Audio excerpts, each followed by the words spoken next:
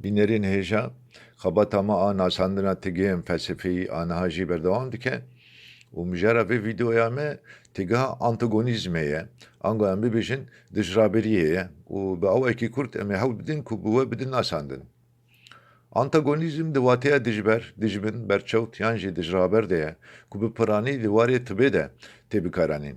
Gelek bûyerên fizyolojîk di rastiya Xwedê bi rêya antagonîzmayê pêk tên ku ji wan re fetbaka negatîv tê gotin.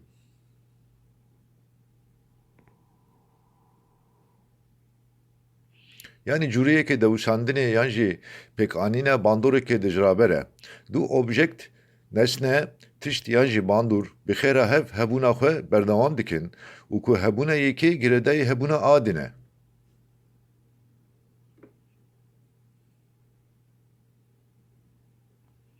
Wekî em û ên din.